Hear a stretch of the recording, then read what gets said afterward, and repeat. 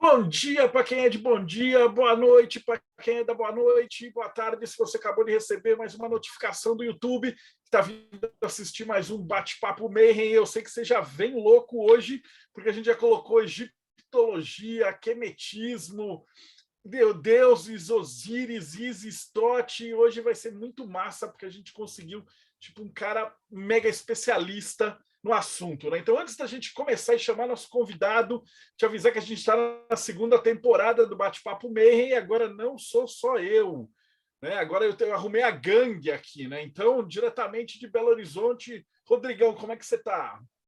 Beleza, louco para escutar essa palestra. Assim, história antiga é o que eu gosto mais de dar aula, e o conteúdo de Egito, para mim, é fascinante. Maravilhoso. Nosso amiguinho martinista, Frater Belhar, salve. Paz profunda, irmão. Boa noite a todos. Paz profunda, Marcelo. É isso daí. Estou também ansioso aí pela palestra do professor. Com certeza aí vim para aprender muito com ele. Será uma satisfação. Da Eclésia Babylon, Thales Azevedo, 93, Manão. Salve, galera, 93. Olha, professor Dr. Júlio é uma das maiores autoridades do Brasil do assunto, então esse papo super promete, assim, tô ansioso para escutar hoje. Não, hoje vai ser assim, a gente estava esperando isso por muito tempo. E das profundezas escuras do Teoria da Conspiração, o irmão gêmeo malvado, morte súbita, Tiago Tomosauskas. Boa noite, galera. Aqui estamos muito animados aqui de receber o Júlio, autoridade no assunto, e vai ser um espetacular. E eu vou ter um monte de pergunta para ele, mas eu vou me segurar, deixa o pessoal terminar de se apresentar aqui, a gente faz a primeira pergunta para ele. E para finalizar a gangue, diretamente do Japão, literalmente aos pés do Monte Fuji, Robson Belli. Ohayou gozaimasu. Konbawa para quem está no Brasil. É isso aí, pessoal. Egito é um assunto mágico sempre. E agora, então, para apresentar nosso convidado, Thiago, faça as honras.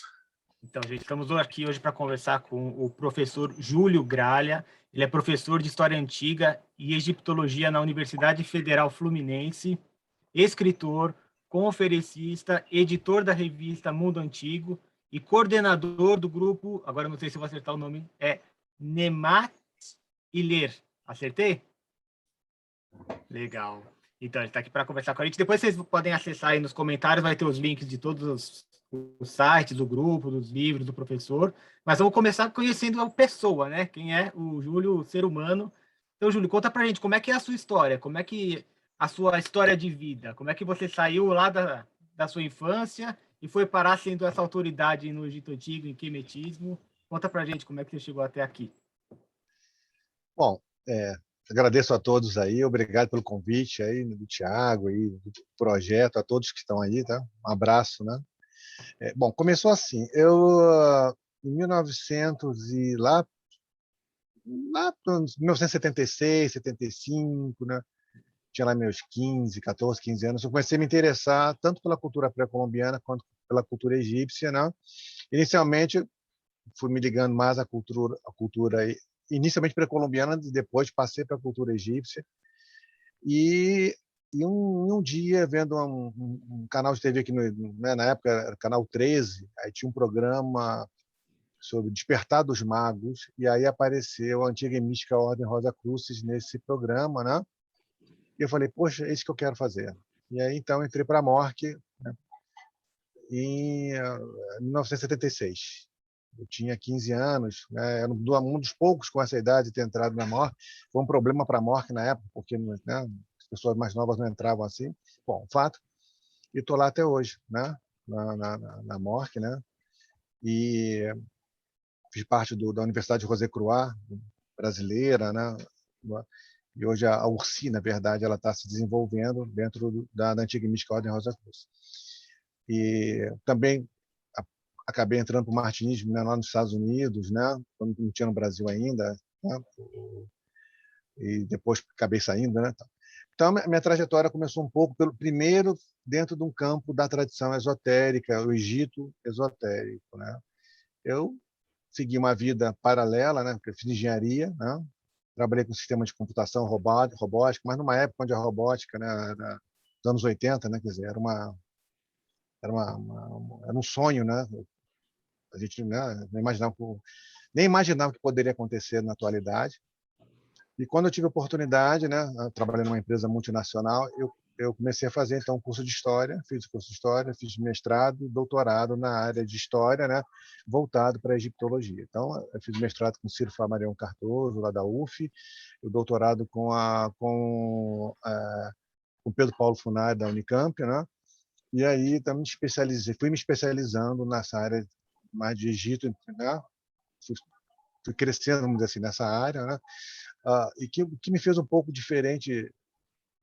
Até o rapaz falou: você é um especialista. É porque, na verdade, como eu tenho um pé lá no mundo espiritualista, esotérico, e um pé na academia, né? Então, eu transito muito bem por esses campos, né?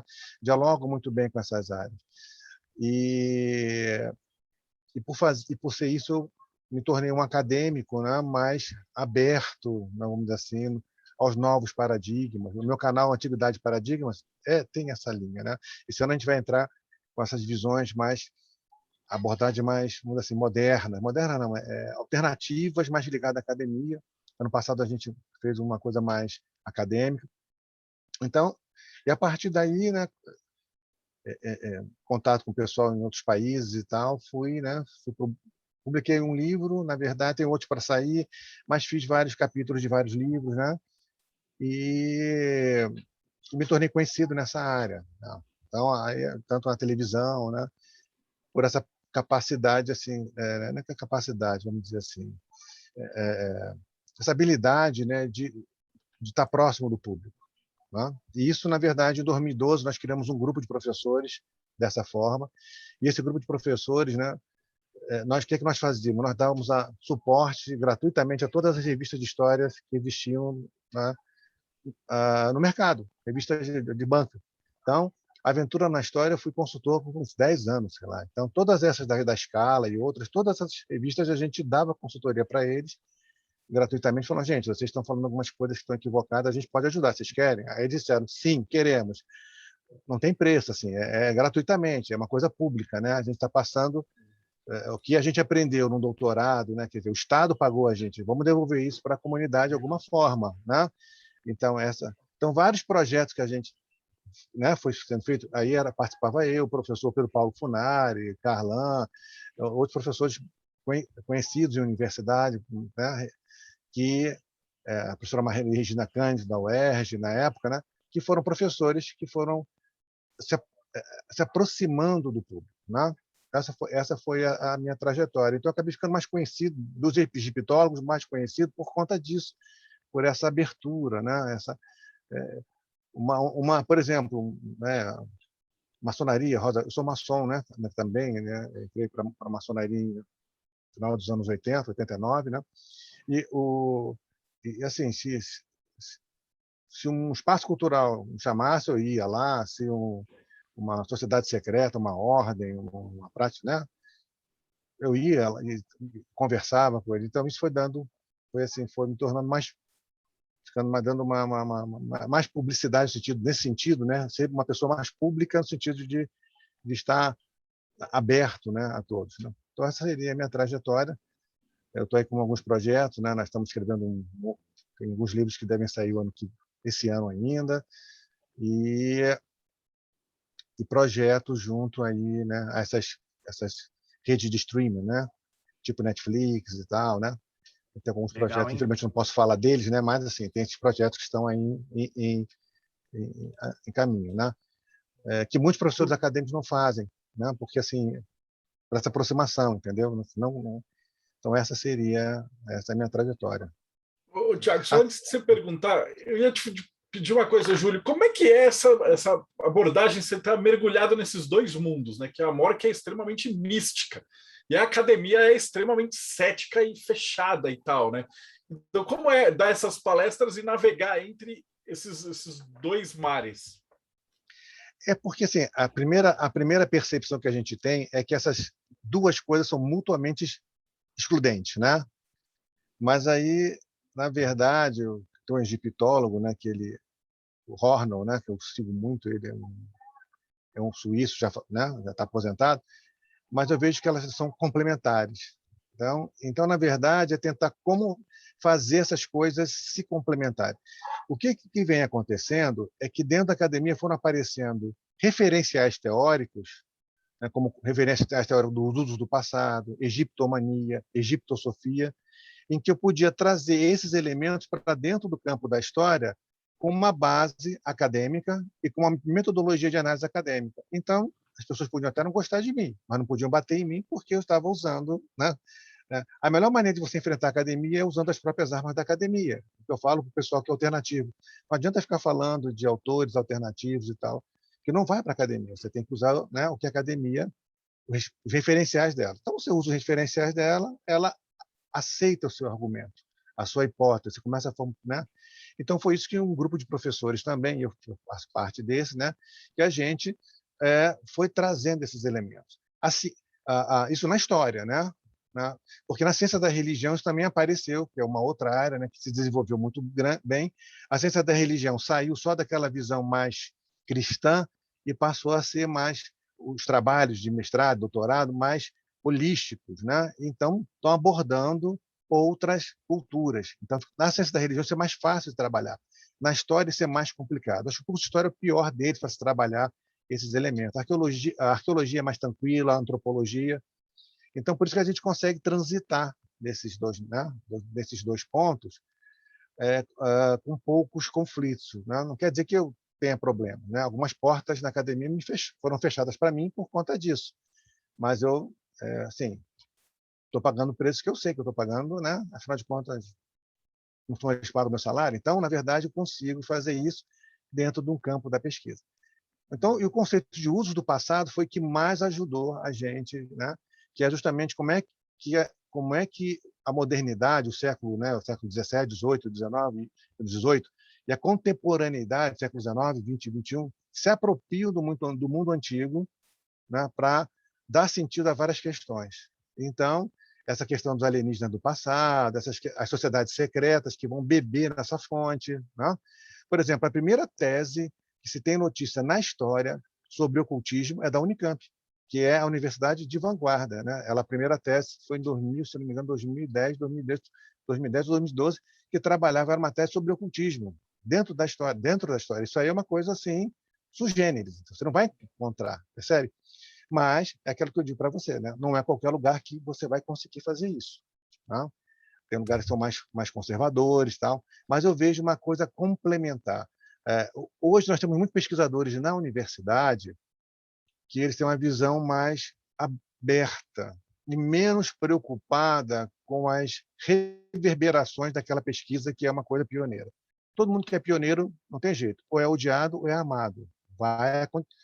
Não tem jeito. Então, você paga esse preço.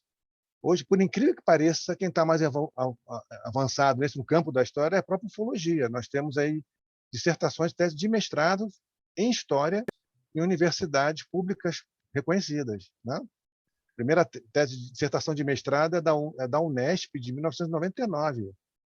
Tá? Esqueci o autor, né? Para você ter uma ideia. Então, quer dizer, essas coisas estão acontecendo. O final dos anos 90 foi muito rico nessa questão da entrada do mundo místico, esotérico, ocultista, sociedades secretas, ufologia na academia. Né? Só não aparece muito. Júlio, deixa eu fazer uma pergunta sobre o outro lado dessa questão. Você falou da academia, mas e do lado das ordens iniciáticas, as ordens esotéricas? A gente vê que a influência do Egito é assim, todo mundo quer ter o seu pezinho lá no Egito para legitimar alguma coisa. Então, nós temos a Golden Dawn, tem a Telema, tem a magia de Maat, tem o Templo de Sete. Quão sério é essa herança e quem que se aproxima mais? A gente consegue falar isso? Ou fica Sim. tudo no acho? Como é que a gente sabe quem realmente está fazendo uma coisa séria e quem está só usando um nome para legitimar alguma coisa? Então, na verdade, assim, eu vou dizer que o Templo de Sete eu não conheço, tá? Mas as outras eu conheço e, na verdade, assim, todas são sérias. O que acontece, na verdade? Aí está o amigo Sete. Né? elas são sérias e elas bebem, né, numa fonte egípcia já, vamos dizer assim, ressignificada, que não é original, está misturado com elementos gregos e romanos, greco-romanos, né? E medievais também. Então, ela bebe numa fonte que não é a fonte original, mas bebe em elementos que são originais, né? Isso que nós chamamos de usos do passado, tá? E essas sociedades, algumas se aproximam mais nas práticas. Por exemplo, Crowley foi um dos que mais se aproximou nisso, né? E a própria Golden Dawn, assim, eles, em termos da estrutura da ritualística, né? Quando a gente vê, por exemplo, fotografias do Matthews, né, no século XIX, ele vestido como um sacerdote egípcio, ele está realmente vestido, trajando, todo o significado que ele está usando aquilo tem sentido, né? Então, quer dizer, isso mostra que houve aí uma pesquisa em cima disso, né? E graças ao quê? Ao desenvolvimento da egiptologia. Tá? A egiptologia é que vai dar possibilidade dessas sociedades secretas, porque eles são ilustrados, são pessoas que estudam, então eles vão beber na egiptologia, que se conhece, e ali vão adaptar aqueles elementos, né, para a sua sociedade. Lógico que há uma briga, vamos dizer assim, ideológica, no sentido de dizer assim, não, veja, a minha sociedade, a minha ordem ela veio do Egito. Então, isso já cria aquela coisa, né, assim, né, né, como a própria Mork faz e tal, outras sociedades, né? Não, lá, né? A reflexão, então terapia, a reflexologia foi lá veio do Egito, o tarô Tarô, veio do Egito, alquimia, todo mundo. né? Então você começa a ter essas vertentes que é, por exemplo, o tarô. O tarô é interessante porque o tarô em si não veio, né? Ele foi Taylor, né? No século XVIII, XIX, você começa a ter as primeiras cartas, mas ele tá onde? Ele está nos arquétipos. Os arquétipos estão lá no Egito, na mitologia egípcia, como estão também na mitologia grega, entendeu? Como estão também na mitologia indiana. Então, são modelos, são arquétipos do Jung. Então, você pode utilizar isso. Por isso tem tarô, né? Tarô mitológico, tarô egípcio, porque os arquétipos você pode trazer. Tá? Agora, você não vai encontrar o tarô egípcio lá, tá? Da forma como a gente conhece. A gente não vai ter carta de tarô, não vai ter parede. Né? Tem pessoas que dizem, não, lá as paredes lá dos templos são cartas de tarô. Não, não são. Então, isso, na verdade, o que é? É o que a gente chama de usos do passado. Tá? E o que difere esses usos do passado para o quemetismo é justamente que o quemetismo ele não vai beber nessa fonte, ele vai beber na fonte original. Ele vai beber só na egiptologia. Então, se tem na egiptologia um rito para fazer um culto ao Sete, ele vai pegar aquele rito, vai reproduzir o mais próximo, né, da realidade do Antigo Egito. Lógico que a gente não vai conseguir, né? Até porque a gente não tem todos os elementos ritualísticos lá. Mas ele não vai pelo caminho das sociedades secretas, do esoterismo, do misticismo, ele vai para o caminho da ciência. Né? Inacreditavelmente, né, o quemetismo, assim como o reconstrucionismo grego, são religiões novas, né, quer dizer, baseadas em quê? Na ciência. Elas são baseadas na arqueologia, na história e na antropologia. Né? O verdadeiro quemetista não vai buscar na Golden Dawn, não vai buscar na Mork, não vai buscar nesses lugares. Ele vai buscar lá na tradição, né? Então, essa é uma grande diferença que as pessoas às vezes não é estranho dizer, né? As pessoas acham que isso é um contrassenso. Eu acho que é complementar, de novo, né? Essa noção da complementariedade, elas não são mutuamente exclusivas. Então, a ciência da arqueologia, da egiptologia, da antropologia da história é a base para a formação de novas práticas religiosas, como o quemetismo, como o reconstrucionismo grego, que tem fonte. Agora, o reconstrucionismo celta é um problema, porque você não tem escrita, você tem que se basear só na arqueologia. Tá certo? Então, todos esses reconstrucionismos, eles normalmente são baseados na ciência. E, normalmente, os seus líderes são mestres, são doutores nas suas áreas, né? A ortodoxia quemética, quando foi constituída, né, que foi primeiro nos anos 80, a Tarsila, acho que é Tarsila o nome dela, ela é doutora em egiptologia. Mas ela não quer ser egiptóloga, ela quer ser quemetista, percebe, né? E aí, quemetismo é um nome que foi criado por nós, porque eles não falam isso, né? Os egípcios não chamam isso. Foi uma forma de diferenciar do restante das práticas. Não estou condenando nenhuma prática esotérica, até porque eu venho desse mundo. Estou dizendo que só a diferença, né, é que, na verdade, a prática quimetista ela vai buscar, né, numa fonte arqueológica, histórica, antropológica. Mas aí, a Godendal e o Crowley são nessa linha, o Crowley, né, e a Godendal são os mais próximos do mundo egípcio antigo. E aí, completando a pergunta do Tiago, você comentou, né, você tem esses atores, né, que vão ressignificar elementos do Antigo Egito, você vai ter essa prática já mais moderna que vai ser do revival, e uma coisa que é assim, a gente não tem uma linha contínua, né, alguém que tenha transmitido de pessoa para pessoa essa prática do Antigo Egito. De fato, no momento, ela tem uma ruptura e a ciência que permite essa volta. E aí eu acho que é legal, até para quem estiver assistindo a gente, em que momento que isso ocorre? Que parte que a ciência começa a gerar insumos para tanto para os movimentos que vão ressignificar, quanto para esses movimentos que vão reavivar? E como é que você citou não só da história, antropologia, outras, como é que esses elementos, essas áreas da ciência vão gerar esses insumos a partir de quando? O pontapé inicial, como é que surge essa... Então, no caso, né, a própria Wicca tentou legitimar os ritos pagãos adotando, né, versões neopagãs. Sim, né? A Wicca faz isso mesmo, e sobretudo egrégoras que estão, entre aspas, mortas, né? Vão fazer um revival dessas egrégoras aí.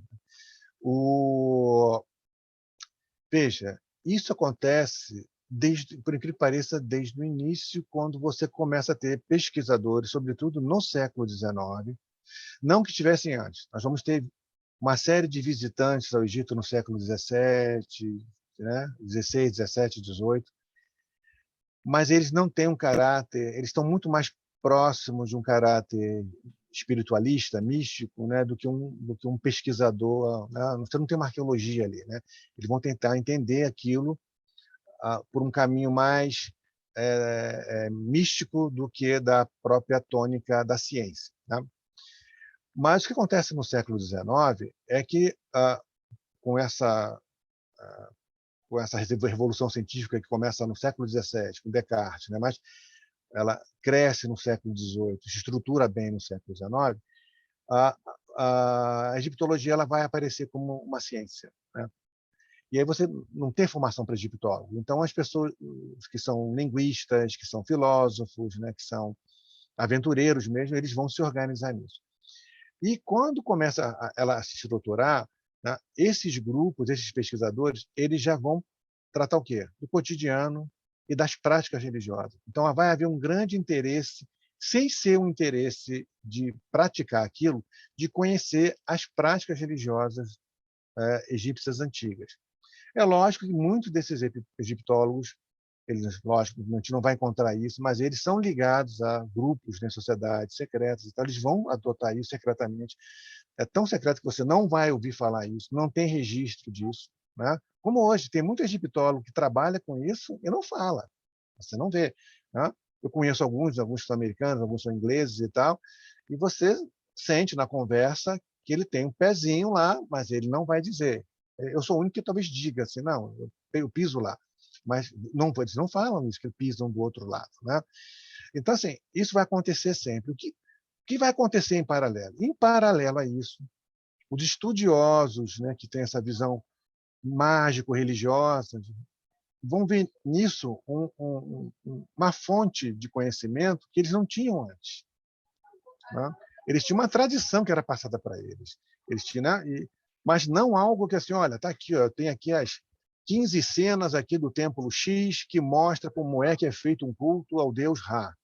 E aqui eu estou traduzindo tudo, mostrando como é que é feito, o que precisa, qual é o incenso que precisa, qual o dia que tem que ser. Então, eles vão começar a beber nessa fonte.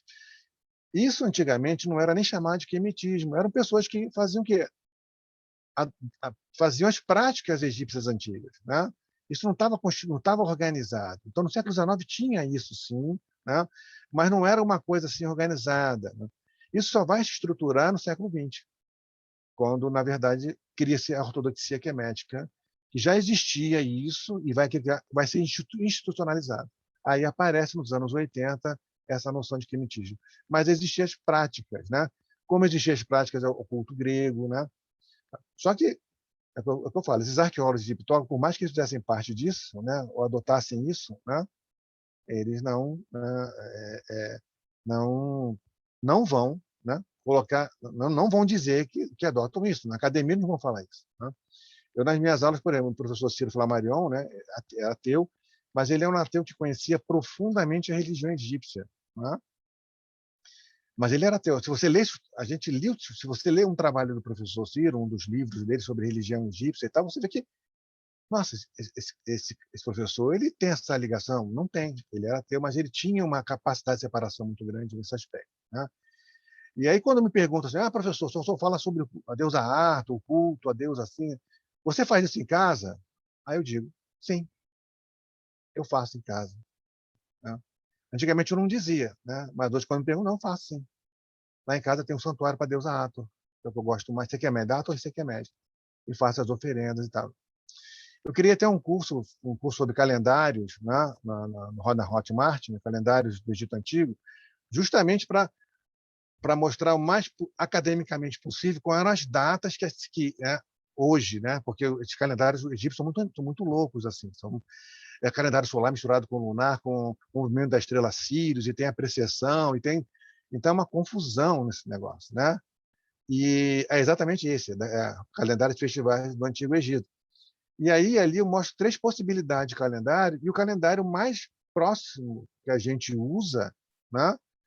Assim, que um quemetista ou um praticante, né, do Egito Antigo chega-se à conclusão que hoje é o calendário copta, né? Então, o calendário copta mantém exatamente, né, essa estrutura, e o Ano Novo Egípcio começaria em 11 de setembro, em ano bissexto, 12 de setembro. Por esse ano, 12 de setembro, marca-se o Ano Novo Egípcio, né? O calendário copta segue o ano, apesar de ser cristão, ele mantém os nomes antigos egípcios, né, traduzido para o copta, mas, né? E aí lá coloco lá, olha, um dia tal, culto a essa deusa, tá? Mas como é que a gente chega a isso? Pelos relatos, aonde? Nos templos, né? No terceiro dia do 4º mês de Aquete, né? Que seria o 4º mês, seria lá julho, setembro, outubro, novembro, lá para dezembro. Aí lá para dezembro aconteceria isso. Então, isso é uma compilação que a gente vai fazendo, né, da literatura. Os egípcios não deixaram isso bonitinho, arrumado, não. Isso aí você vai ter que ler um monte de texto e pegar nas entrelinhas.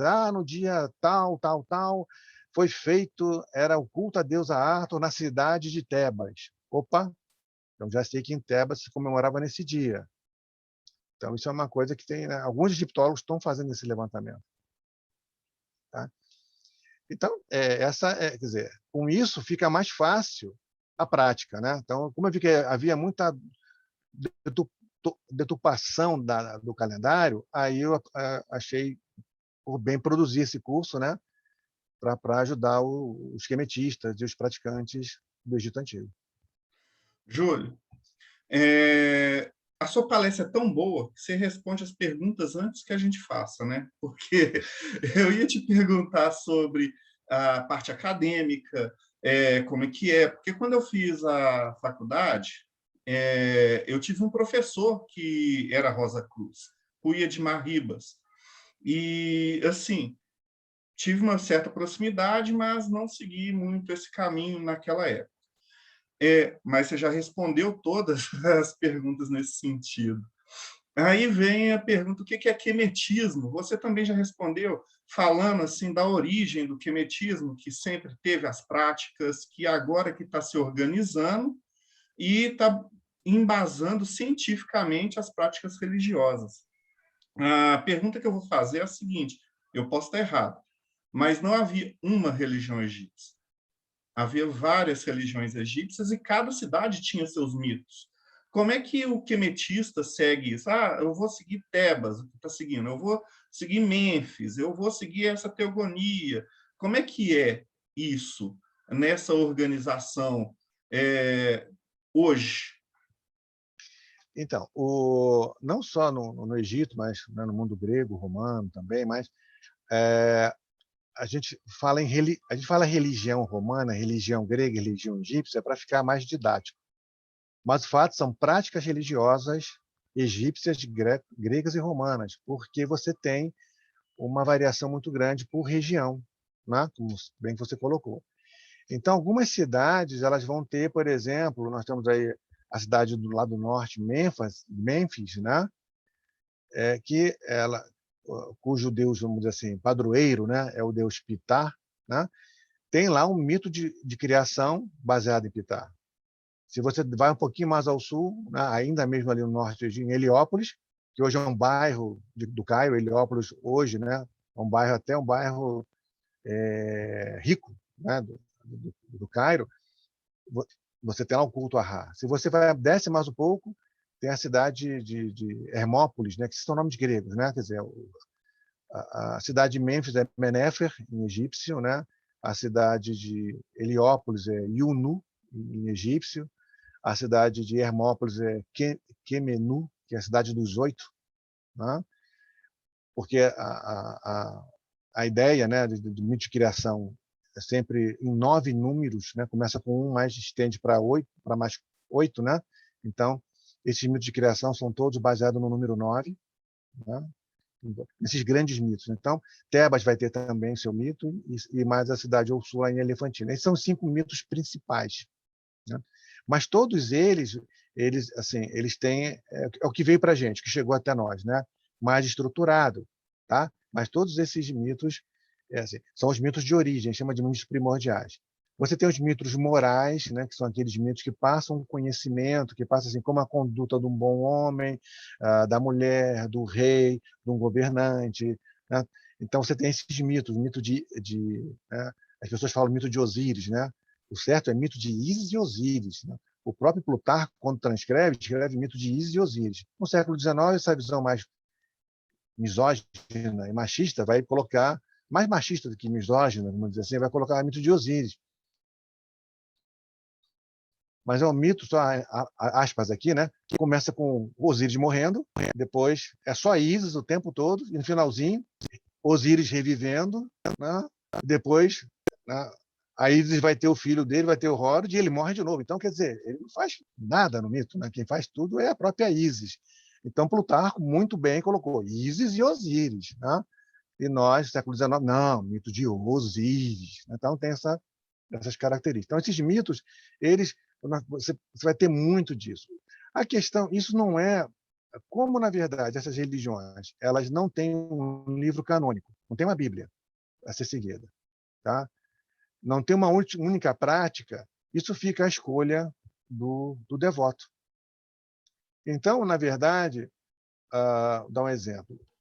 Tebas, que é uma cidade importante, tem Deus Amon-Ra. Mas nada impede que um devoto lá em Mênfis tenha um santuário em casa para o Deus Amon-Ra, né? Então, assim, essa coisa é bem diversificada. É lógico que você, de um modo geral, você cultua mais, né, as divindades da sua cidade, porque estão mais próximas, que, né, em tese, vão gerar uma proteção maior para a sua cidade. Mas, por exemplo, a deusa Hathor. A deusa Hathor, se você tem problemas amorosos, é com ela que você vai conversar em qualquer parte do Egito, tá? Então, todas as práticas amorosas são com a deusa Hathor, né? Se você, por exemplo, tem problemas problemas com sexo, né?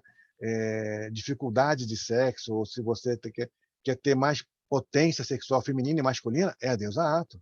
As invocações estão todas para ela, é fundamental nessa característica. Então, todos vão fazer, né, ao longo do Egito todo, e lá na Grécia e Roma também, a gente vai encontrar essas práticas. Então, isso não é um problema para o quemetista, né?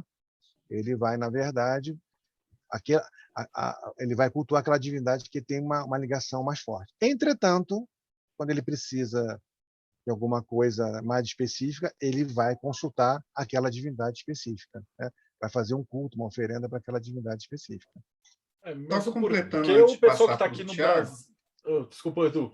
O pessoal que está aqui no Brasil, ele também não tem como ir para Tebas ou para lá, ele está longe de tudo, né? Então, você falou que não tem um livro de quemetismo, mas existe algum livro que os quemetistas consideram, que falam assim, não, esse aqui está compilado, são vários livros. Quais são os principais livros Assim, é porque, na Posso verdade... completar a pergunta dele? Assim, Assim, você falou das religiões estatais. E o culto popular? Tem algum livro que explica sobre o culto popular? Ou isso se perdeu nas brumas do tempo? então, essa é uma grande dificuldade que a gente tem em qualquer das sociedades antigas, né? Como é que os cultos populares aconteciam, tá? Nós sabemos, né, que as casas populares tinham nichos onde você tinha lá a, o local para as oferendas. Então, e que, na verdade, a possibilidade é que essas oferendas eram similares ao culto estatal. Então, por exemplo, se a deusa Hathor, né, é uma deusa, deusa Ísis, por exemplo. Obviamente, para a deusa Ísis, o figo é uma fruta dedicada a essa deusa. Então, isso era tanto no culto oficial como no culto popular. Então, na minha casa, eu vou fazer o quê? Uma oferenda de pão, de, oh meu Deus, de figos, né? Vou queimar incenso de olíbano ou de jasmim, que eram comuns na época, né? Se for a deusa Hathor, por exemplo, com certeza o incenso tem que ser de mirra, né? A mirra. Então, isso vai acontecer tanto no templo quanto na casa do popular.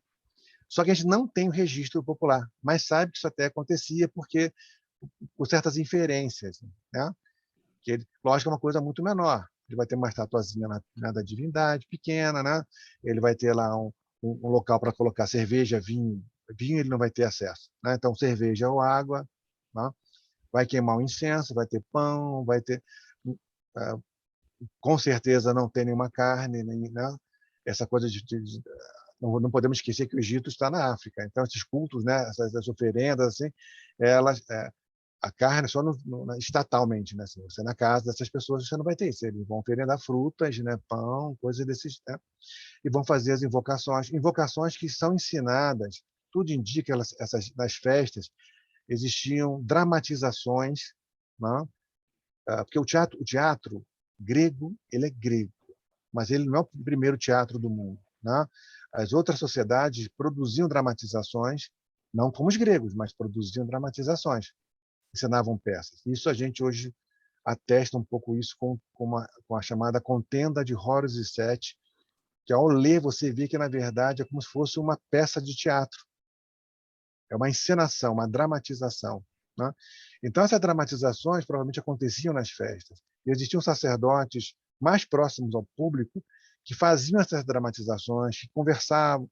Então, é interessante que o egípcio comum, até por algumas cartas a gente encontra, né?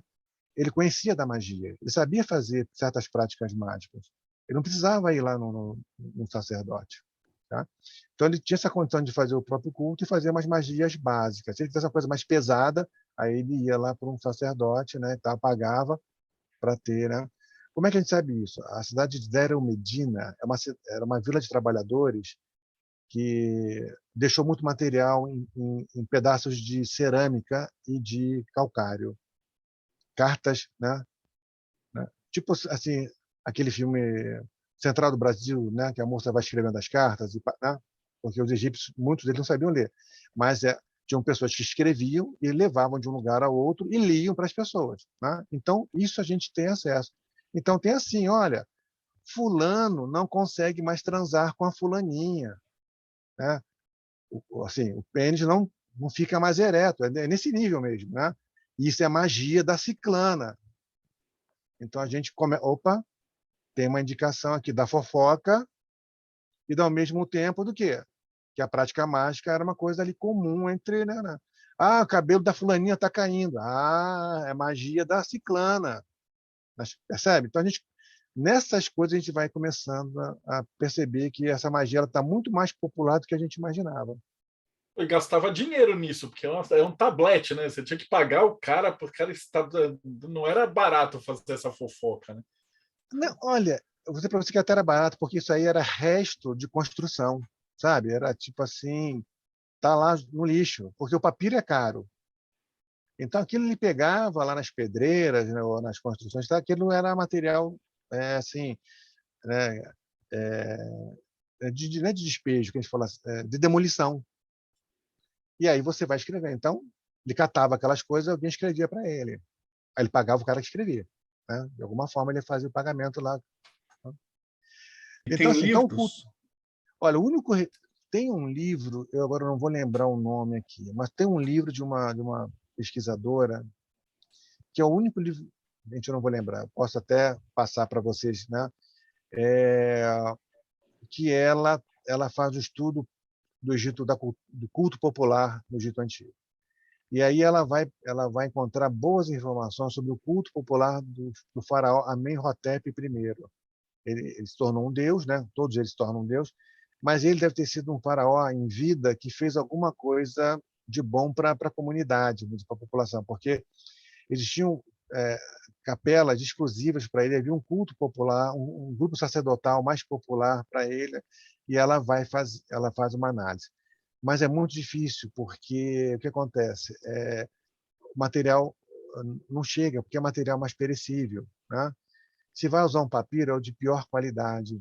Então, esse papiro não dura 200 anos, ele vira pó, né? Então, não chega até a gente. A não ser essas, chama de ostraca, essas peças que eu comentei, chamam de ostracon, né? Ostraca.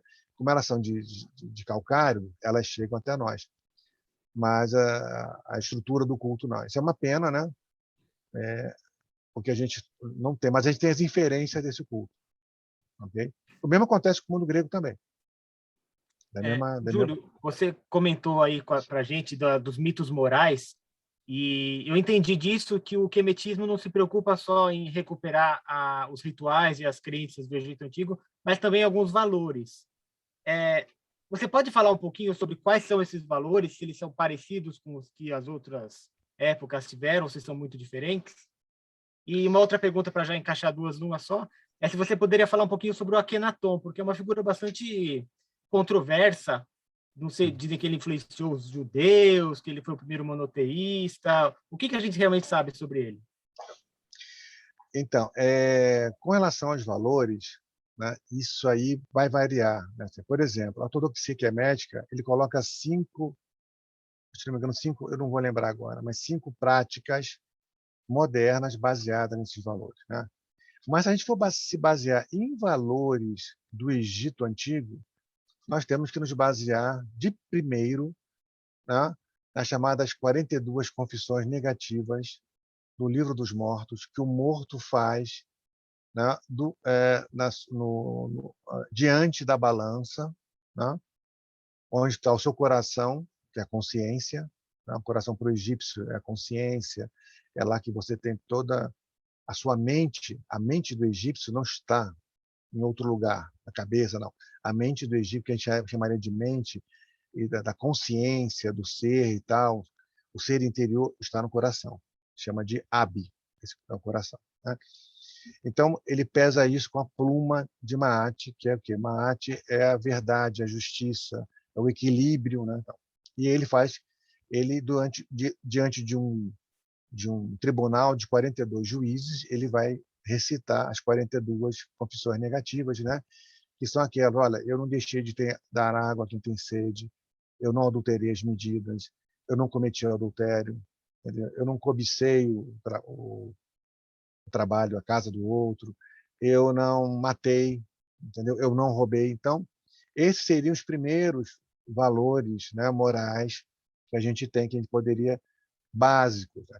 Quais são os outros? Os outros estariam baseados nas chamadas instruções de sabedoria de alguns filósofos, nós podemos chamar assim, né? Filosofia é uma coisa grega, mas do pensamento egípcio, né? O filósofo aqui no sentido do pensador egípcio, né? Antigo, que são aí as chamadas instruções de sabedoria. Nós temos aí as instruções de Ptah-hotep, tá? Tem a de, oh, meu Deus, tem mais 2 que eu não estou lembrando aqui o nome no momento, mas são os 3 que chegaram até nós. A de Ptah-hotep é a mais importante. Então, ele vai, por exemplo, dizer assim: olha, quando você entrar na casa de uma pessoa que você foi convidado, então não olhe para a mulher desse convidado. A sua esposa, por exemplo, você tem que cuidar muito bem da sua esposa, você tem que tratar bem, você tem que fazer isso, tem que fazer aquilo, porque, na verdade, ela é o centro da família. Então, essas instruções de sabedoria, elas seriam os principais elementos morais para o quemetismo. Nem todos os quemetistas vão buscar nesse lugar, vão criar, né, elementos básicos, vão usar os elementos da sociedade atual. Até porque muitos desses elementos dessas instruções de sabedorias, à luz do século XXI, vão aparecer um pouco assim, às vezes machista, né, um pouco antifeminista, alguma coisa assim. Então, é uma questão de interpretação. Mas esses seriam os valores que egípcios antigos originais, né, que deveriam. Então, esses são alguns deles, né? Que eu poderia passar assim. Mas as 42 confissões negativas são a primeira, porque o Egito, ao contrário lá do Código de Hammurabi, e mesmo nos códigos lá dos hititas, né, eles não têm códigos estruturados como um código jurídico, eles têm um código cultural, né, estruturado como E aí eu nem sei como é que eles conseguiam resolver questões lá jurídicas, porque eles não tinham código dessa forma, né? Hammurabi tinha código 30. Não, olha só, vem aqui no código 30. Não, você caiu aqui no código 30. Vai ter que pagar isso lá, né? Então tem essas características. Então, assim, eles são códigos, por exemplo, a mulher é muito mais valorizada no Egito do que em outras sociedades, né? Tem a possibilidade do divórcio, a linhagem é dada pela mulher, né? Então, o rapaz, a pessoa, o recém-nascido, ele não é filho do pai, ele é filho da mãe, ele recebe o nome da mãe. Ele é fulano, né, filho da mãe, né, no bom sentido, filho da mãe, tá? Nesse aspecto. Então, isso é uma coisa muito forte no Egito. Para você ter uma ideia, na escravidão egípcia, que é muito mais leve do que outras formas, né, de escravidão, mas um homem livre podia casar com um escravo, uma mulher livre podia casar com um escravo, tá? E a descendência é dada pelo status da mulher. Se a mulher é livre, então o filho é livre. Se a mulher é escrava, o filho é escravo. Então o escravo podia casar com uma mulher livre e o filho seria livre, tá? Então, para você ter uma ideia dessas questões. Então, todos esses códigos, eles não estão estruturados, organizadinho, bonitinho, mas eles aparecem nessas instruções. E quanto ao Akhenaton, né? Akhenaton, ele é, na verdade, uma questão. Esse meu livro, né, na verdade, eu trato lá no capítulo 4, né, faço uma análise de Akhenaton, que, na verdade, uma coisa parecida, né, o próprio Horner vai fazendo um livro sobre, né, o Akhenaton, esse egiptólogo, né? Como a academia vê o Akhenaton? Vamos pensar assim, né? O Akhenaton é o quê? É um faraó. Ele recebe o nome de Amenhotep, ou Amenófis, né? Em grego, Amenhotep. Então, Amon-Hotep. Amon em graça, né? Quer dizer, Amon é gracioso, no sentido de graça, de bênção, né? Ele vai fazer uma coisa que ninguém fez antes, que ele vai mudar o nome, tá? Por que isso é uma coisa assim tão importante? Porque o nome é uma das 9 partes do ser egípcio, e ela é fundamental. Então, é o nome que comanda o poder. Se você sabe o nome secreto da deusa Hathor, né, você vai comandar os poderes de Hathor. Então, se você sabe o nome da pessoa, secreto da pessoa, alguma coisa, você vai ter poder sobre aquela pessoa. Então, ele vai mudar esse nome porque ele quer poder sobre ele, né? Não mais de Amon. Ele quer o poder do deus Aton. Então, ele vai se chamar de, né, Akhenaton. Ak em Aten. Ak é o espírito luminoso, que é uma outra parte do ser, dessas 9 partes, é uma outra parte do ser, que é a parte iluminada, é aquela que já passou pela pesagem da balança, que já foi para o mundo espiritual, é como se fosse um mestre ascensionado. Esse Ak, né? Então, ele vai dizer o quê? Que ele, Ak em Aten, ele é o quê? Ele está dizendo que Ak, ele é o espírito luminoso de Aton. Quer dizer, olha o quanto isso é forte. Ele está dizendo que ele é o elemento mais forte do ser divino de Aton, é ele. Ele tem isso. Aton, né? O Ak, né? Ele é o espírito luminoso de Aton. Isso aí é muito forte em termos egípcios, né? Então, ele realmente vai criar, ele vai tender, na verdade, ao retorno a uma religião solar exclusivamente, abandonar o deus Amon. Isso não começa com ele, começa com o bisavô dele. Tutmés IV começa com isso, né? O pai dele, Amenhotep III, já começa a cultuar o deus Atom, porque ele está cultuando, e por algum motivo, né, o Akhenaton ele faz 3 rituais Rebsed. O ritual Rebsed é um ritual da revitalização do ser. Ele acontece no 30º ano de reinado ou no 30º ano de idade. Tá? Ele, em 9 anos, fez 3. Isso significa que ele está se preparando para uma mudança de grande magnitude material, espiritual e energética. Ninguém faz em 10 anos, em 9 anos, 3 Rebsed. Tá? Esse cara faz uma vez, faz um. Na vida toda dele faz 1, 2 no máximo. Ele fez 3 num curto período. Então já mostra que era uma grande mudança que ele ia fazer.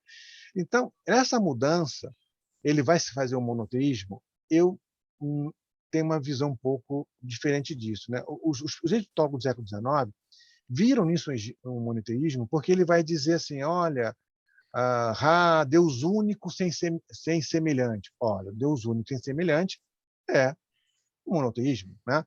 Mas a gente vai encontrar também outras preces para outros deuses que vão dizer assim, olha, Osíris, o único que não tem semelhança alguma. Opa, qual é o problema disso? Tá?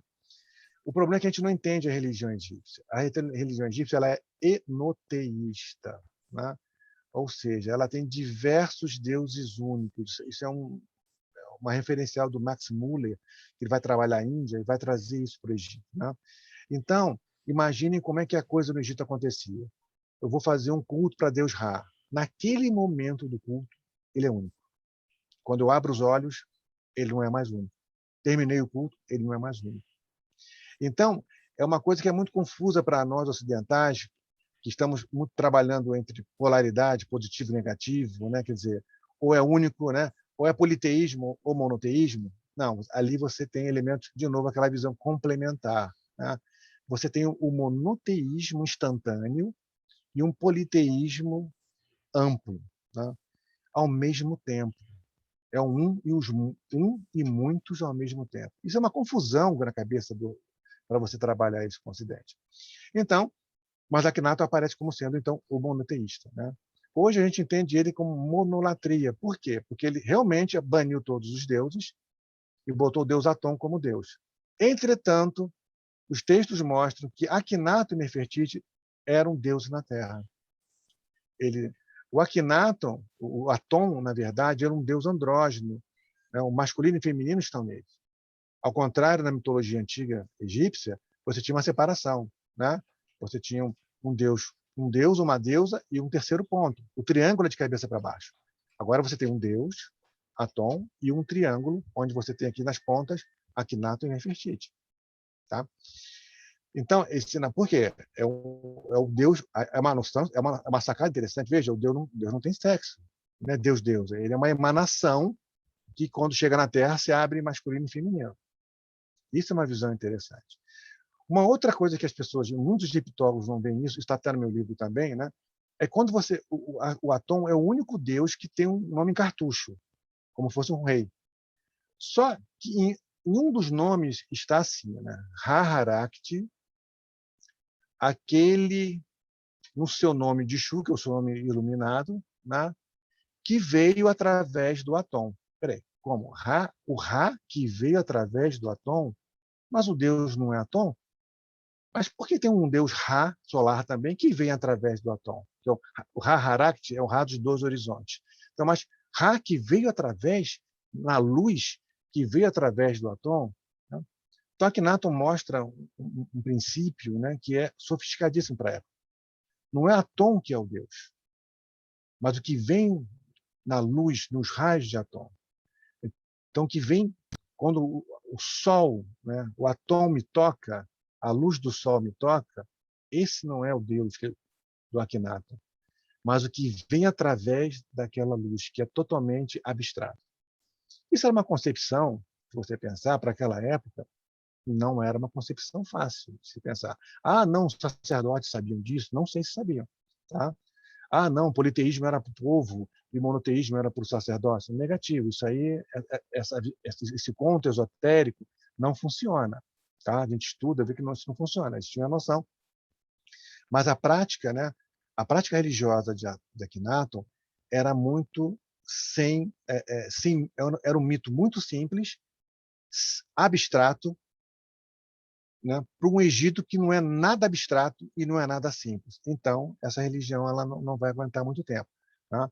Hoje a gente sabe de alguns estudos em relação aos judeus, como eu tinha perguntado, que, se eu não me engano, o hino ao sol, né, o grande hino ao sol, a gente encontra referências desse hino no Salmo 108 ou 109 de Davi. Então, hoje, historiadores já apontam que aqueles salmos têm essas ligações e que podem ter sido, assim, o salmo pode ter tomado por base o hino. Né? Isso não é visão esotérica, não é viagem na maionese, não. São pesquisadores, né? São egiptólogos que trabalham com essas questões. Né? Essa seria uma situação. Agora, em relação a Akhenaton, depois vai aparecer muita coisa. Né? Vai aparecer, então, que ele seria lá o Moisés do Êxodo, né? Você vai ter várias outras facetas que, infelizmente, a gente não tem como traçar de modo acadêmico. Né? Mas ele vai ser um pilar para várias sociedades secretas, vários místicos, sobretudo para a morte. Né? Essa noção dele vai ser importante. Tá? Em termos de governo, ele era um pacifista, e, por conta disso, né, o Egito perdeu fronteiras, né, perdeu posições, porque ele não quis enviar tropas, então ele tinha uma visão mais pacifista, mas numa época em que as pessoas estavam em guerra. Né? Então, esses são os não é contrassenso, as características, né, de Akhenaton. Por isso que ele tem aquela forma andrógena, porque o deus dele é andrógeno. A primeira vez que aquela forma foi identificada, a primeira coisa que foi dita, não, Akhenaton é efeminado, no século XIX. Aí depois, viram que... depois, Akhenaton é doente. Né? Hoje a gente tem noção, pela arqueologia, que nós temos imagens de Akhenaton normal, antes de ele ser Akhenaton, né, enquanto ele era Amenhotep IV, e depois, isso, quão gloriosas são suas obras. E Akhenaton, e depois ele encontra Akhenaton, que aí ele muda o ser. Percebe? Então, assim, hoje a academia, de modo, os egiptólogos apontam mais para uma visão artística, simbólica, mágico-religiosa, né, no sentido, uma visão mágico-religiosa da arte armaniana, e não por uma questão de doença, uma anomalia, ou coisas alienígenas. Não ponta por aí. Não que possa ser possível isso, tá? Eu trabalho com o campo das possibilidades. Tudo é possível, né? Mais ou menos possível. Né? Eu estou tratando aqui aquilo que é mais, que eu entendo como sendo mais possível. Tá bom? Robson, você... Então, eu queria perguntar a respeito de 2 livros. Um ele já falou, que é o Livro dos Mortos do Antigo Egito, ele já mencionou. Eu queria perguntar a opinião, se há uma opinião, né, a respeito de um outro livro, o livro do Jâmblico, né, que é, em inglês, On the Mysteries of the Egyptians, Chaldeans and Assyrians. É um livro de Jâmblico que fala que supostamente são correspondências entre um sacerdote egípcio e um jâmblico, né? Onde ele questiona a questão dos deuses e tudo mais para um sacerdote egípcio. Existe alguma visão a respeito desse livro, pela visão quemética ou alguma coisa do gênero? Olha, os quemetistas não vão trabalhar com esse livro, porque justamente o Jâmblico na verdade, ele tem outras fontes, né? A teurgia, tem outros, se não me engano, ele segue outras linhas aí. Mas, para o estudioso de religião, né, eu acho até que os queméticos deveriam lê-lo, né? Eu li algumas partes, vou ser sincero que eu mesmo li pouco, né? Mas é um livro importante, né? Porque essa parte de mitos egípcios do Jâmblico, esse diálogo, ele, assim, infelizmente eu não conheço nenhum trabalho de mestrado, doutorado, eu não conheço, pode ser que tenha brasileiro, né, que tenha feito um trabalho em cima do Jâmblico, porque é importante. Eu já vi alguns artigos, né, os queméticos não vão, até onde eu sei, não vão beber nessa fonte, tá? Mas é uma fonte importante, sobretudo para quem está ligado às sociedades secretas e pretende fazer uma ponte entre esse Egito faraônico, né, esse Egito, essas práticas mágico-religiosas egípcias com a sua sociedade, né, com a sua prática mística, esotérica no momento. Tá? Esse aí seria bom, né? Mas os quemetistas, de modo geral, mais ortodoxos, não vão, né? Os quemetistas ortodoxos nem vão tratar de Akhenaton, né? Por isso que eles chamam de ortodoxo. Eles não aceitam a visão, né, do Atom, né? Mas, por outro lado, aquilo que eu falei aqui para vocês também não conhecem. Eles não estudam isso dessa forma, tá? Então, mas tem isso. E tem os atonistas. Além dos quemetistas, nós vamos, né, são menores, é o menor número, mas tem os atonistas que são aqueles que vão, né, somente ver aí, vão praticar essa prática, essa coisa, né? Porque é difícil praticar a religião de Atom porque quase não restou a não ser o hino, né? Quase não restou nada, então é mais complicado. Mas existem os atonistas, tá? E alguns quemetistas e atonistas não se dão bem. Eu ia perguntar, você comentou até sobre o quemetismo, como é que é hoje, 2022, começo do século XXI, como é que é organizado hoje o quemetismo? Você até comentou nessa dificuldade de diferenciar hoje com os registros que a gente tem do que era a religião, da religiosidade oficial de Estado, o que era da religiosidade popular. E você também comentou que o quemetismo ele surge muito até com base até em todos os estudiosos que se debruçaram, né, para poder resgatar essa tradição. Então, como é que hoje o quemetismo está organizado? Como é que ele se estrutura hoje, não só no Brasil, no mundo?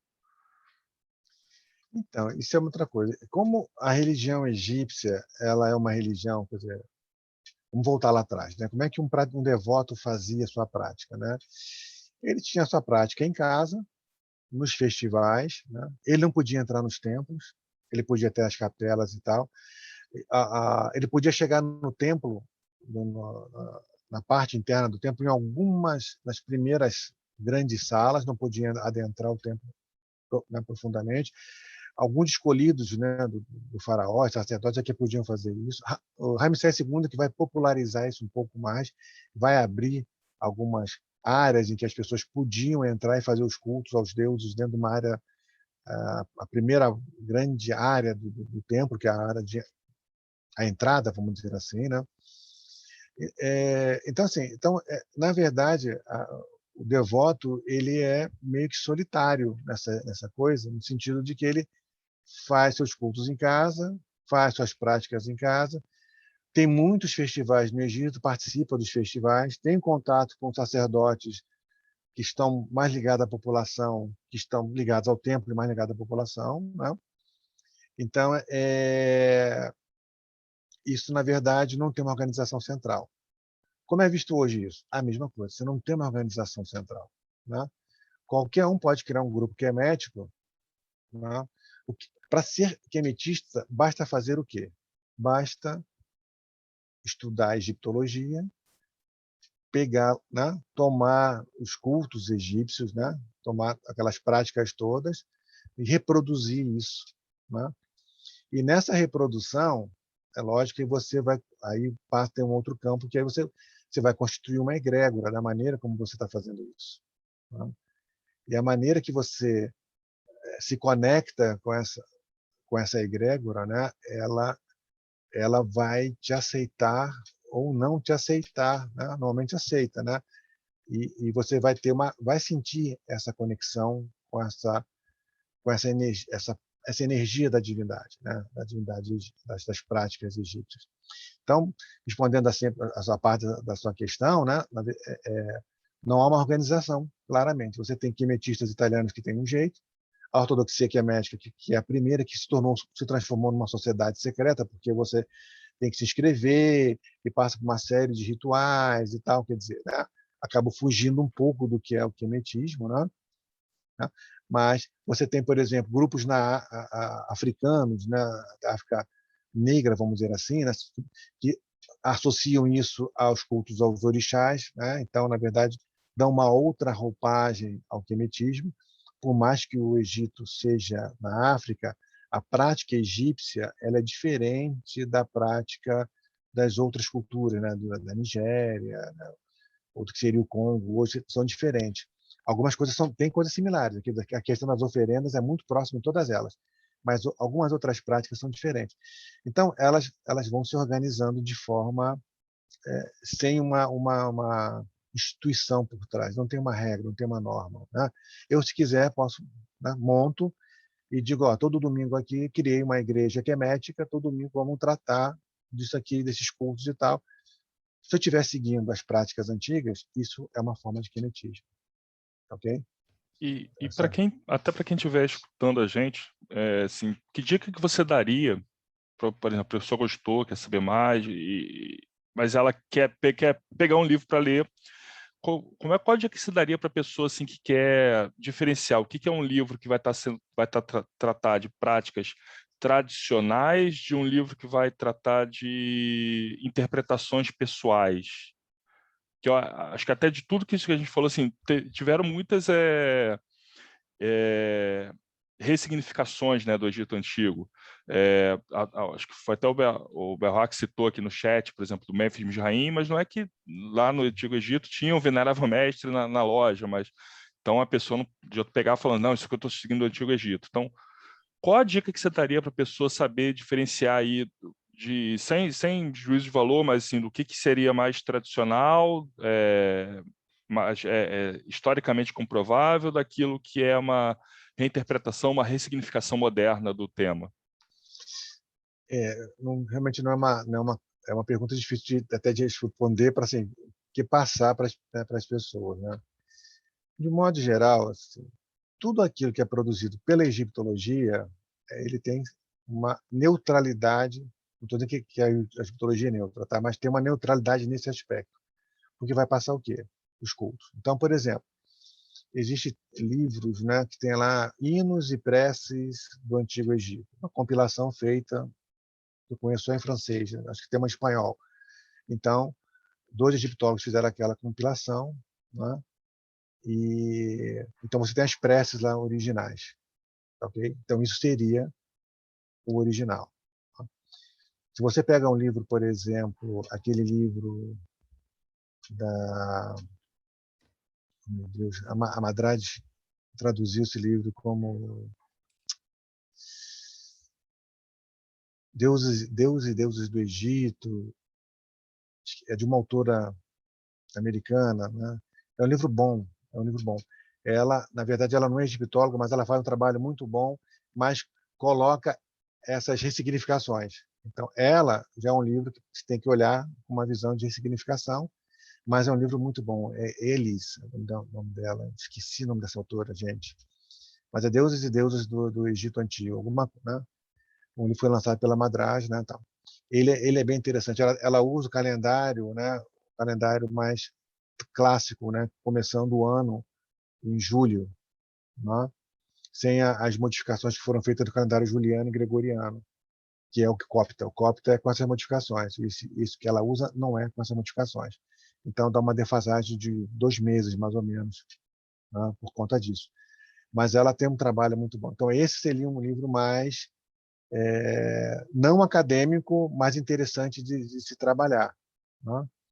De um modo geral, assim, a literatura que é médica hoje ela está muito baseada na egiptologia. Então são os autores, vamos dizer assim, eu posso até colocar vários autores, né? São autores que são autores de religião egípcia, mas que são acadêmicos, né?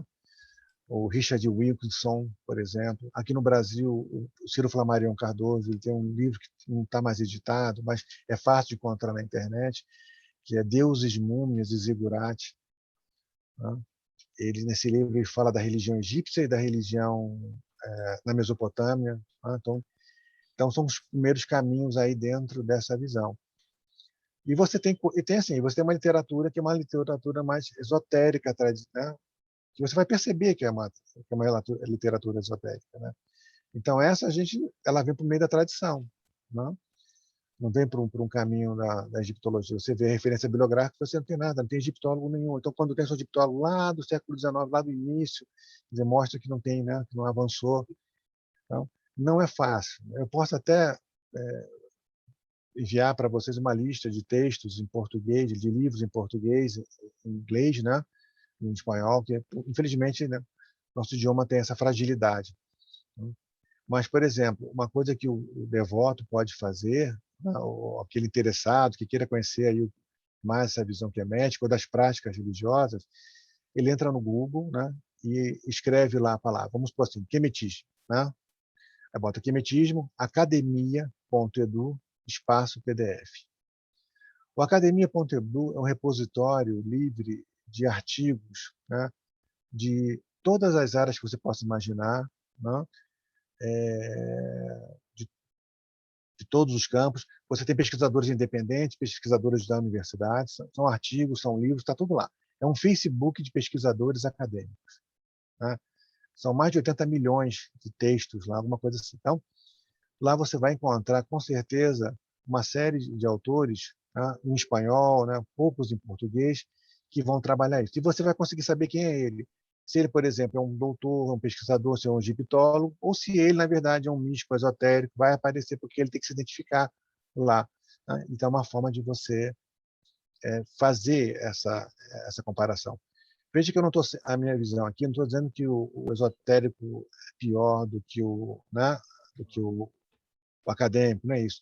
Eu estou colocando que se a linha, se você, para ser um devoto quemetista, é importante que você conheça a egiptologia, então é bom que você beba na fonte dos egiptólogos, mas nada impede que você tenha outras fontes, até porque o quemetismo, por mais que se aproxime, tente se aproximar ao máximo do que era antigamente, você tem ressignificações, porque tem muitas lacunas. Então a gente não consegue fazer. Os cultos são muito simples, os cultos às divindades egípcias são muito simples, como eu falei para você, né? Tem os 4 elementos ali, você bota uma bebida, bota um incenso, você bota uma comida, né?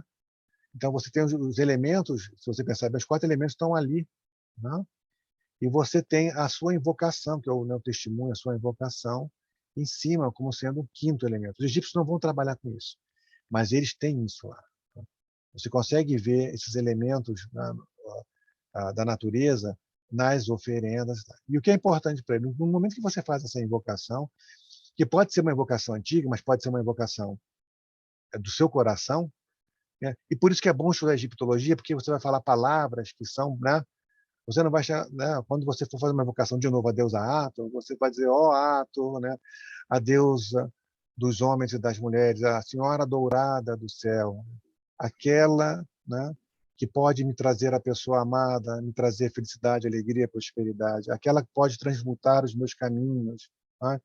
Aquela que me protege e espera enquanto eu chegar à tumba, ela está diante de mim, lá no seu sicômoro, e de lá no sicômoro eu posso tomar o seu leite do sicômoro, ó Hathor, que é a senhora do céu, que é a vaca celeste. Veja, isso eu estou falando que são elementos do Egito Antigo, né? Eu acho que isso aí fortalece a egrégora quando você faz a invocação, quando você conhece os mecanismos que eram feitos. É uma invocação do seu coração, mas está baseado naquilo, né? Então, isso é uma prática. E veja que isso é forte. Eu já fiz isso, não sei se dá tempo de eu contar mais 2 experiências aqui. Pode ficar tranquilo que aqui a galera, eles vão assistir o vídeo, depois vão assistir de novo, aí vão pegar as referências, até falando, depois se você passar esses textos para quem está assistindo, a gente está aqui embaixo na referência, a gente coloca os links, tudo. Então, teve uma vez que me pediram, um grupo de Wicca me pediu um ritual, né, egípcio de prosperidade. Eu falei, olha, não tem um ritual assim, mas existe, né, a palavra prosperidade para o egípcio é Udja, mas dá para fazer um culto a diversas divindades.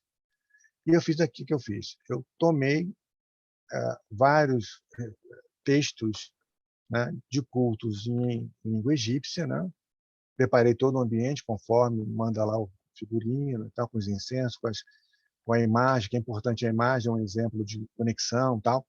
Eles não acreditam, lógico, eles não vão acreditar na imagem. A imagem é um exemplo, é um elemento de conexão, tal. E fiz isso com umas 30, 40 pessoas, né? E isso deu um resultado assim assustador, porque a egrégora veio mesmo, né? Então tiveram pessoas que passaram mal. E eu não sou apesar de ser Rosa Cruz e tal, não, né, não sou um exorcista, né? Mas tive, né, 2 pessoas que precisaram lá de trazer de volta, porque ela levou muito tempo. E todas as pessoas passaram por uma experiência que é forte. Tá? A egrégora egípcia, ela não é uma coisa como uma meditação indiana, que você faz aquela coisa suave, né? É uma energia mais densa, né? Normalmente as pessoas saem do culto com dores nos ombros, né? E, e muito sono, né? Tem um período assim, vários dias com muito sono, tal. Mas ela é uma egrégora que, quer dizer, essa é a maneira como ela age, né? Então, não é aquela coisa muito suave, dependendo da divindade, evidentemente. A divindade, mas por a deusa Sete, a deusa Sekhmet, elas são, ela, a egrégora dessas divindades, elas são mais duras, né? Uma deusa Atum é mais suave, a deusa Isis é mais suave, mas de modo que quando você faz um culto, esse negócio é uma coisa forte, tá? E é isso, né? Então, eu fiz uma vez só, nunca mais fiz. Porque, É fantástico isso, que é uma religião e ao mesmo tempo ela é bem livre, né? Então o cara que é mais um bandista, ele vai trabalhar mais para esse lado do espírito, o cara que é mais ateu, ele pode traçar esse plano, ou o cara pode fazer só pelo culto estudioso e tal. Eu tenho que fazer, a gente está quase chegando no finalzinho. É uma pergunta assim, essa é a entrevista número 280, né? Então a gente já entrevistou tudo que você puder imaginar, assim, de Sikh até exorcista católico, quimbanda, umbanda, todo mundo, a galera que assiste a gente é muito interessada nisso, né? E aí a gente tem um bolão, né? Que a pergunta é, para um quemetista, na verdade, a pergunta é para você, né? Para o Júlio, o que você acha que acontece depois da morte? De acordo com o quemetismo e a tua visão pessoal. É um bolão, né? A gente só vai saber sim, depois que a gente morrer. exatamente. De acordo com o quemetista, né? Quer dizer, é com a prática mágico-religiosa egípcia. Então, veja só, né? Vamos pensar que a tumba, né? Vocês já viram que as tumbas são bastante decoradas, né?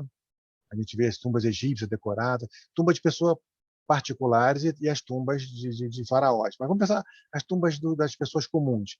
Tem muitas tumbas muito com as cenas de cotidiano, são tumbas lindas, né? Aquilo não é para ninguém ver. Por que é tão bem pintado, bem colocado, né? Aquilo não é para ninguém ver. Uma vez que você entrou ali a múmia, fechou, ninguém vai lá. Por que isso é tão elaborado, né? Então, a resposta é justamente essa. O egípcio ele cria o mundo que ele quer do outro lado. Então, aquilo que ele faz na vida, ele coloca naquela tumba. E ele quer isso do outro lado. Então, eu digo que a tumba é como se fosse uma cápsula, né? Que, na verdade, separa dois mundos que, na verdade, para o egípcio são contínuos. Né? Só que um é material, né? E o outro é de uma outra forma de matéria, para o egípcio. Né? E por que eu digo isso? Porque quando você coloca as oferendas numa tumba, você pinta essa tumba, o que você está fazendo? Você está ritualizando essa tumba. Né? Essa energia daquela imagem, a energia do tecido, a energia do alimento, é isso que vai ser levado para outra dimensão. E lá eu vou construir esse outro mundo. Então, o egípcio talvez seja uma das poucas sociedades que, né, a prática egípcia antiga, que ele cria um mundo que ele quer do outro lado. Né? Mas ele precisa materializar ele aqui, formatar ele aqui para que ele aconteça daquele jeito do outro lado. E aqueles que não podem fazer isso? Não sei.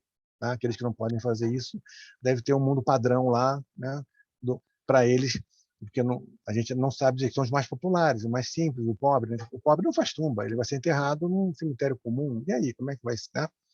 Então, essa é a ideia. Eu, particularmente, assim, eu enquanto o Júlio, o que eu acho que é o outro lado, né? Eu vejo mais com as fronteiras dimensionais, assim. Então, eu vou ter um mundo, né, que vai ter, por exemplo, morri. Se eu sou ligado a essas questões mais do Egito, provavelmente eu vou servir a um setor né, dimensional que tem essa característica.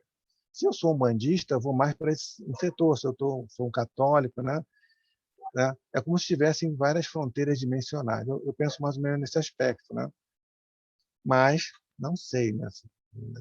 Acho que a gente vai acabar servindo em algum lugar. Né? Sou reencarnacionista, vou voltar, né? De alguma forma, eu vou voltar para cá, mas acho que a gente fica nesse. Então, por exemplo, não, mas tem esse nosso lá, esse mundo Kardec. Esse mundo Kardec é para os kardecistas, né? Porque o mundo egípcio, o egípcio não vai ver esse mundo. Eu entendo que ele vai, né?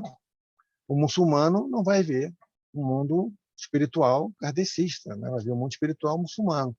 Então, acho que a gente, mais ou menos, né, é levada para o mundo que a gente convive, né? Que a gente tem uma prática, alguma coisa nesse sentido.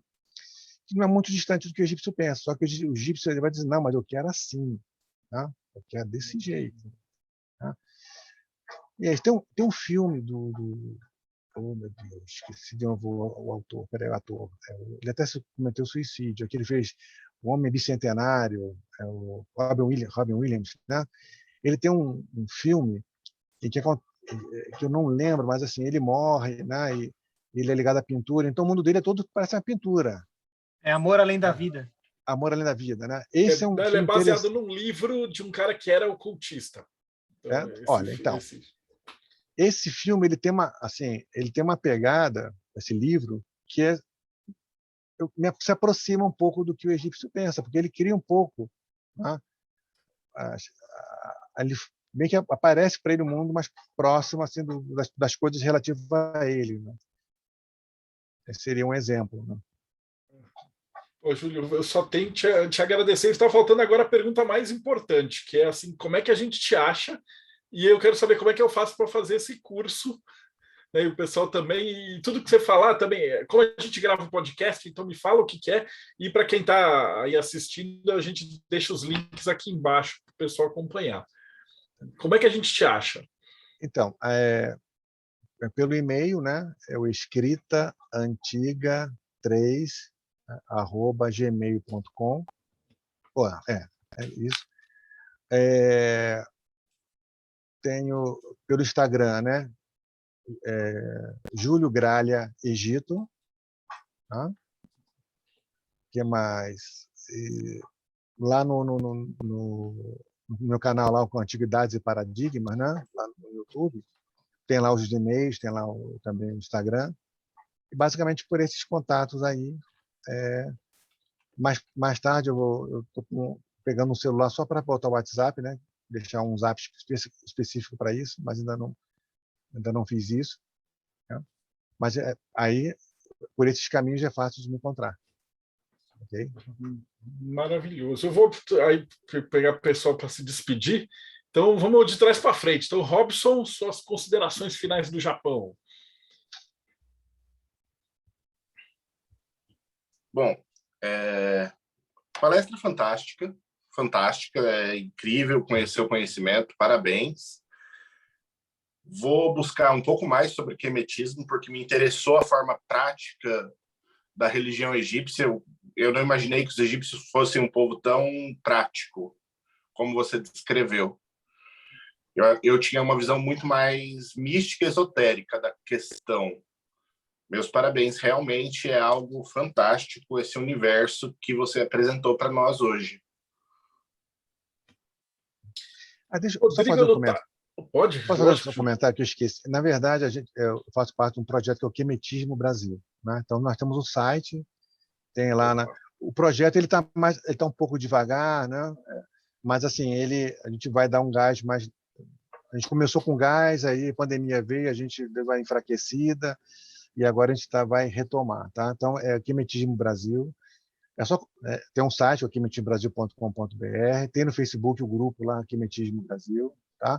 A partir desse lado do site ou do Facebook, né? Aí você tem a Aline, né? Que é, vamos dizer assim, a gestora, né? Ela coloca você no nosso grupo do WhatsApp do Quemetismo Brasil, né? Que tem essa linha que a gente está colocando aqui, né? O quemetismo, na verdade, assim, a base desse quemetismo é a egiptologia, né? É a ciência. Então, esses seriam... Tá? Não se preocupa que aqui a galera que vai estar assistindo aqui, com certeza vai ter muita gente interessada e a galera vai te procurar. O resultado... Perfeito. É um negócio meio doido, porque assim, a galera que assiste a gente é um público completamente diferente do resto do YouTube, né? Que a galera, várias vezes a gente vê comentário, o pessoal assiste a entrevista inteira, daí maratona, aí volta, eles fazem anotações, né? Então eu espero que você ache bastante gente interessada para ajudar ainda a crescer esse projeto, né? Rodrigo, considerações finais. Nossa, fantástico, né? Assim, e essa palestra com ele e me deu vontade de fazer o culto a Tote. Não faço ideia de como fazer isso, mas me deu vontade de fazer o culto a Tote. Uma coisa que eu queria perguntar, como que é esse trabalho de coordenador seu do Nehamat Eler? Acho que é assim que pronuncia isso. O NEMAT e o LER são dois núcleos de pesquisas, né, da universidade, né? Então, na verdade, o NEMAT é o núcleo de estudos em história medieval antiga e arqueologia transdisciplinar. E o outro é o laboratório... LER, tem que me lembrar, viu? Laboratório História, Espiritualidade e Religiosidade, né? São dois laboratórios de pesquisa que nós temos, que, na verdade, eles têm... O NEMAT funciona mais, vamos dizer assim, funcionava mais, agora deu uma parada, né? Mas com a volta às aulas presenciais, a gente vai talvez começar a desenvolver mais eventos e tal. Mas os eventos vão continuar sendo online, os simpósios que a gente faz, tudo, a gente vai continuar fazendo simpósios online, que alguns deram certo, né, são online, então a gente vai manter isso. Então, os dois são núcleos de pesquisas da universidade, que é aí que acontece, gente. A partir desses núcleos, a gente pode produzir artigos, produzir publicação, livros e tal, né? E vídeos, videoaulas, né, nas áreas amplas da história antiga, não é só Egito, né, mas que tem conexão com a espiritualidade, com a religiosidade. Então, aí a gente consegue, transitar por todos esses caminhos que nós estamos conversando aqui. Demais da conta. Frater Belhar, considerações finais. Primeiramente, gostaria de agradecer o professor pelo compartilhamento das informações, parabenizá-lo, foi excelente, excepcional a abordagem, a apresentação do conteúdo. E, como membro Rosa Cruz, como professor, somos fráteres na mesma ordem, na mesma fraternidade. Foi interessante a questão da colocação do quemetismo ortodoxo versus o atonismo, né? Para nós que somos Rosa Cruzes da Morte, foi um tema aí bastante sensível, né? E ficou aí bem claro se o quemetismo está ou não inserido aí dentro da tradição Rosa Cruz da Amorque, né? Gostaria de aproveitar o contato, professor, eu lhe adicionei no meu perfil do Frater Belhar e eu gostaria de lhe apresentar os meus artigos científicos que eu escrevi na URSI. Eu sou membro da URSI em Curitiba já pelo 3º ano. Gostaria de ter uma troca aí, se for possível, contigo, um intercâmbio aí. Creio que para mim vai ser muito edificante e construtivo aí aprender contigo aí. Perfeito? Eu fui conselheiro da URSI um bom tempo, né? Mas agora está mudando as coisas aí, acho que, né? Está vendo mais outras. Mas a URSI é interessante. A gente vai ter a faculdade Rosa Cruz, ela vai acontecer presencialmente. Sim, exatamente. Agora esse ano de 2022, 2023, exatamente. Perfeito, agradeço mais uma vez. Thales Azevedo, considerações finais e o que é a Eclésia Babylon? Gente, é sensacional a palestra. Eu tinha até comentado aqui com o pessoal antes aqui da live, eu já tinha tido a oportunidade de ler o livro do professor Júlio, O Deus, Faraó e o Poder. Tive até a oportunidade de assistir uma palestra que ele fez anos atrás na UERJ, num simpósio de espiritualidade que teve. E o professor Júlio sempre teve essa facilidade de transitar entre esses dois mundos com maestria, o mundo acadêmico, o mundo espiritual. Então, é um grande prazer poder tornar a ouvir, conhecer mais sobre esse mundo do quemetismo. Foi fantástico. Muito obrigado. Tenho certeza que todo mundo que estiver assistindo aqui vai adorar. Vai ser, com certeza, como o Marcelo falou, o tipo de palestra que o pessoal vai assistir e reassistir, porque tem bastante informação. E com relação à Eclésia Babylon, a gente está aqui participando aqui dessa temporada nova do MER, que está bem legal com esse bate-papo com essa galera aqui trocando. Um grupo religioso, gnóstico, telêmico, e que está presente aí no 4G Sanctuary, tanto no perfil do Instagram quanto no site 4gsanctuary.com. É isso. Professor Júlio, mais uma vez, prazer escutá-lo. Muito obrigado e parabéns, galera. Esse programa está excelente. Esse programa aqui vai ser um dos clássicos, né?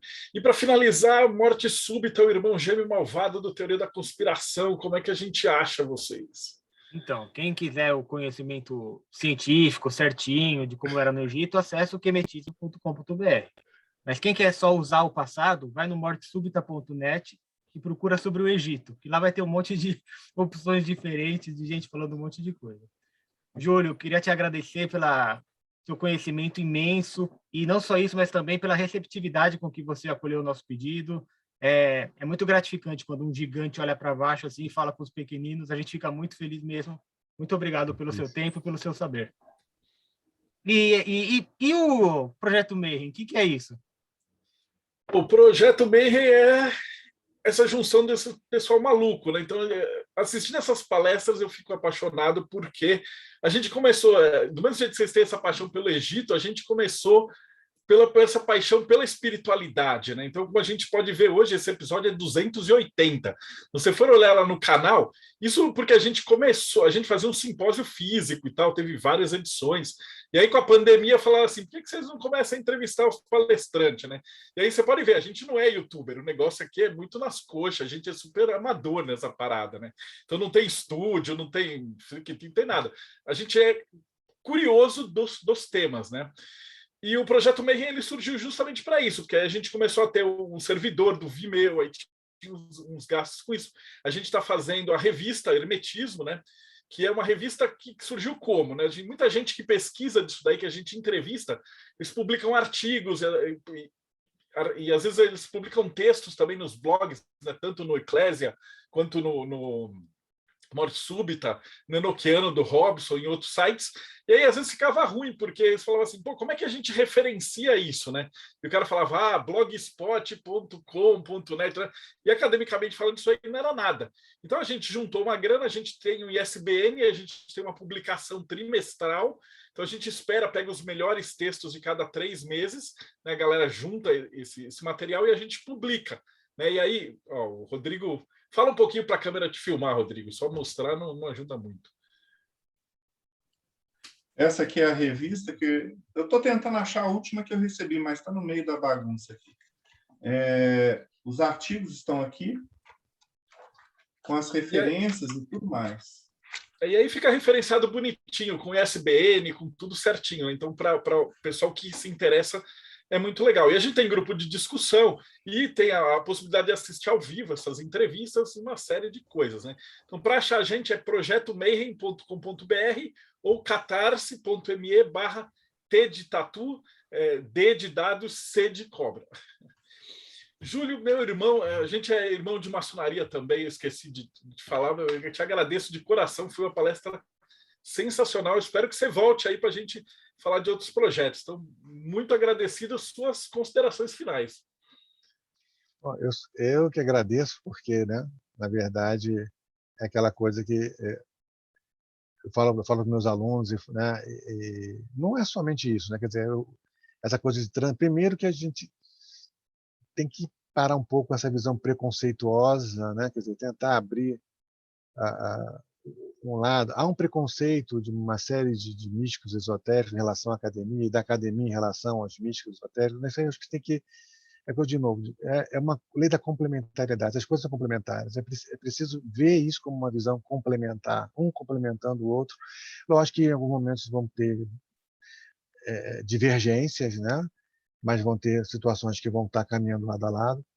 E esse debate tem que ser sem preconceito. Então, isso é uma ideia que eu tenho muito forte, de levar esses elementos para dentro da academia, né? Justamente nesse aspecto, né? Outros podem estar tentando, mas e assim, o canal, né, essas possibilidades que aparecem, esses convites, né, eles funcionam bem para isso, para a gente poder transitar entre esses meios, né, esses caminhos. E como eu disse, na verdade, eu fiz um doutorado em que o Estado pagou esse doutorado, né? Eu tive uma bolsa para isso. Então, na verdade, eu tenho que devolver isso de alguma forma. A minha tese pode ficar até empoeirada, né, lá na biblioteca e tal, mas, por exemplo, eu tenho uma prática de licenciatura, né? Faço uma série de coisas para as crianças, para eventos, né? Quer dizer, como se fosse... Não fico só preso em uma única coisa, né? Eu tento levar, o Estado, né, bancou, e eu tento levar esse conhecimento para todas as esferas possíveis, né? Então, lá na UF em Campos, a gente faz, lá quando tem os eventos lá, né, A gente faz um dia lá do faraó, as crianças se vestem com o faraó, né? Explica lá a modificação e tal. A gente tinha esse trabalho, né? Agora voltando, né? A gente vai tentar retomar esse trabalho e seria um ponto. Outro ponto, eu só tenho a agradecer ao convite de vocês. Tá? Eu acho que eu estou sempre solícito, o que precisar de mim, o que eu puder fazer, eu vou estar sempre de pé à ordem para ajudar.